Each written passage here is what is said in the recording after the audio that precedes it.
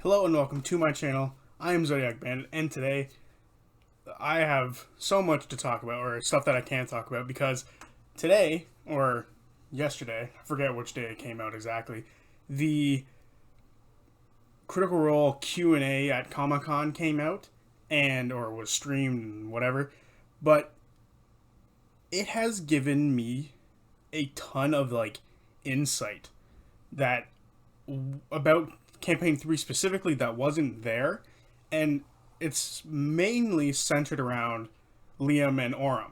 And to me, this puts Orem on a way higher level than he was before. For me, I believe I put Orem really low on my ranking character list for Liam, so mildly regret that. I think he could probably go a slot higher now. Maybe. I think he might have been second, and then Caleb was first, so maybe not. But he is definitely sitting way closer to first if he was at second before, because what he did is crazy to me. So Orem is an Ashari, and his connections to previous campaigns are all over the place, whether they be minor or very significant and major. But the thing that I didn't realize was that he created a character years before Orem ever was shown on EXU to set up for Orem specifically. And for those of you who don't know, Derrig is a character he played in the Dalen's Closet one-shot wedding for Vex and Percy, and he was the Ashari bodyguard to Keyleth. Derrig was essentially the exact same class, a battle master, as Orem. And as we've progressed throughout campaign 3, we've learned that Orem has a connection to Derrig in two ways, or well, three ways. He's an Ashari just like him. He has a very similar post, and Orem's husband, who is now gone, was Derrick's son, Will. And at first, that's a lot of nice little things set up around a table to have a connection. That was something that was noticed later. Like, oh, Liam noticed he did that, so he can connect to it. No, it's the fucking other way around.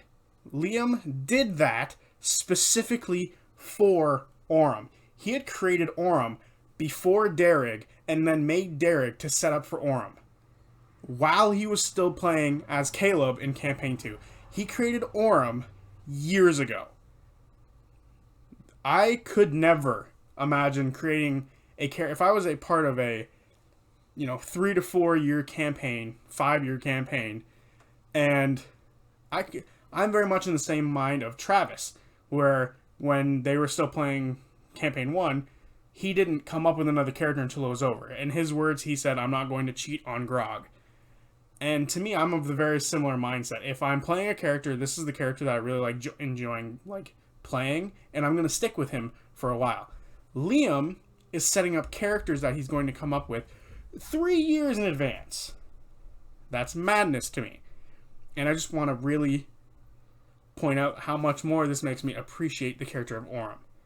Because not only has he been set up for years, but now he has many, many, many connections to Campaign 1 that was specifically designed for Orem. And doing that is brilliant, clever, and something that I heavily intend to do if I ever end up being a player outside of DMing, because I am a forever DM. So, I just really wanted to talk about this amazing setup for Orem. And it makes me wish I had waited a little longer to make the Liam video and had put Orem on a much higher pedestal than I did before. And for those of you who have said over the little bit of time that Campaign 3 has been going, I've seen it a handful of times that they think Orem is just a Derrig clone. That's intentional.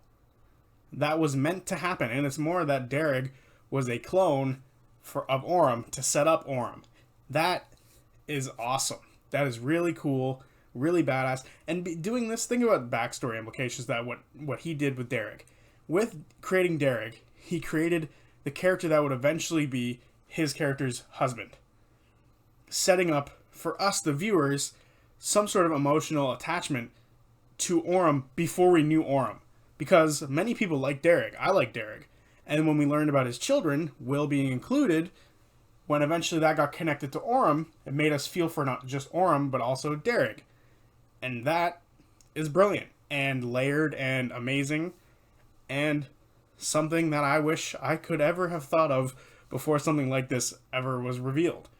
And there's a bunch more that was revealed on this, but I really just wanted to talk about Liam and his character, creation sort of pathing that he did. Because it is brilliant, it's amazing, and I don't think I could have ever thought of something like this, because it was awesome. He is on a totally different level when it comes to connecting characters, making sure that there's some sort of connection to the world. He is the person who, in campaign 1 and now in campaign 2 and now campaign 3, has connected back to the world itself the most. And that is something I think we should all appreciate. And up until this point, I was kind of on the fence if I was on board with all the references that they've been giving to campaign 1. But when I learned this, I am fully on board with references. Because what Liam did was connect his character to the world that's been going on for a long time. In world, they have played a span of 36 years. That is a time period in which tons could happen. Empires can grow and fall in that time. Cities can be built. Towns can be built, destroyed, and rebuilt. It's just such a long time in-game for things to happen that I do believe that it's worthwhile to connect things back now. So no longer am I sitting on a fence. I'm fully on board for character connections to previous campaigns. I wish we got a little bit more to campaign 2, so maybe in the future we will. But with that being said, that's me. I just wanted to make this small video to appreciate Liam. And motorcycle goes by at the worst time. Anyway, see you guys later. Peace.